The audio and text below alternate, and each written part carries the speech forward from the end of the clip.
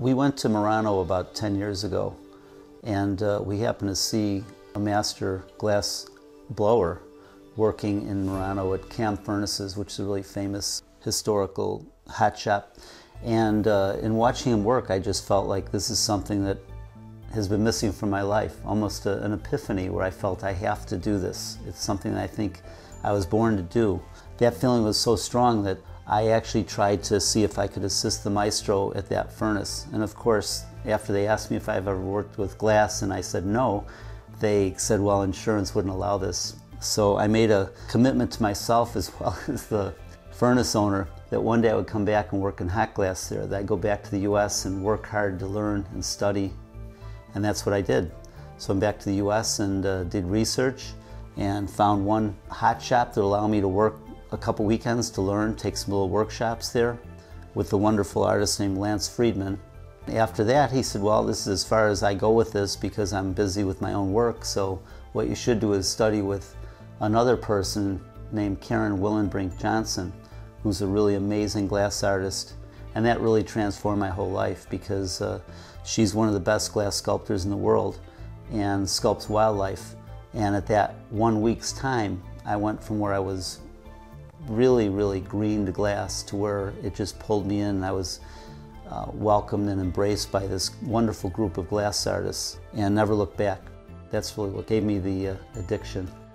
I love blowing glass and doing vessels and things like that, but after a few years of working with vessels and getting the hands for glass, as we call it, I felt that was just baby steps to go towards sculpting. Sculpting is the ultimate challenge and excitement that I have. So there's a certain number of glass artists that decide on sculpting. There's so many different areas in glass that you can work in. For me, it's sculpting. It's trying to replicate animals, birds, and nature in glass.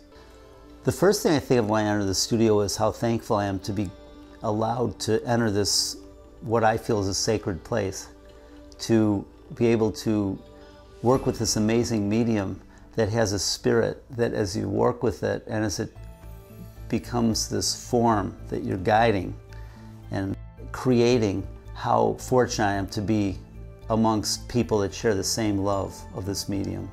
Teamwork is critical with sculpting in glass. There's things that you can do by yourself and there's things that I've done without an assistant, but the quality of the work can't be as great as it can be with other people that are working with you.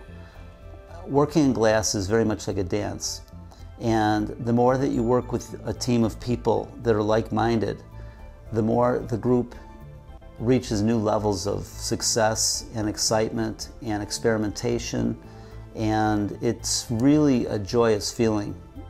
Things work very fluidly, and if you look at a team of experienced glass artists and you really think about what's involved in timing, there's nothing spoken. Rather, each person works on that piece like it's their own piece. And it's so important to them that they have this secondary timing. They know exactly when to bring the next piece of hot glass, when to shield the glass artist that's working where the flames might be unfortunately affecting their skin. It's an intuition that develops over time with your team of glass artists. I'm just very thankful that the people I work with are in my life. It goes beyond the studio and into something where you share philosophies again about creation and the excitement of creating glass. If you're working with the glass and trying to create something and force the glass to become something when it's not ready to become that form, it's going to fight you. When you start to listen to the glass and you get this second intuitive feeling about where the glass wants to be, how it wants to move, when it wants to move, the form itself just creates the most spectacular work. It truly has its own spirit, which is what the glass maestros Pino Signoretto and Lino Tagliapietra, the greatest glass sculptor, the greatest glass blower, will say. It truly has its own spirit, and it's a matter of your listening to that spirit enabling you to make it the most beautiful thing it can become.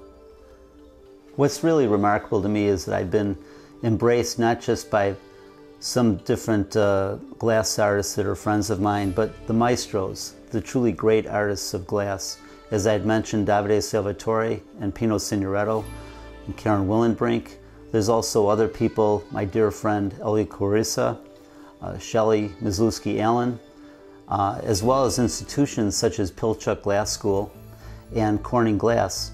I could never have expected to be a part of the center of these universes of glass and consider these different people in those worlds such dear friends and so inspiring. But that's something that I'm very, very grateful for and feel so privileged to be amongst.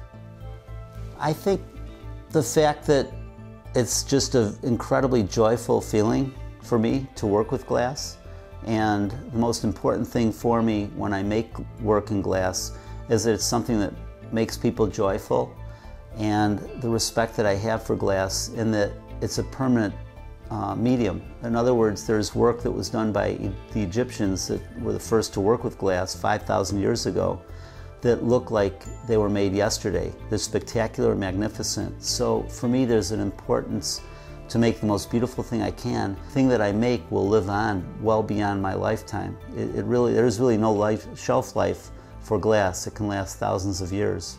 And so it's really important to make beautiful work.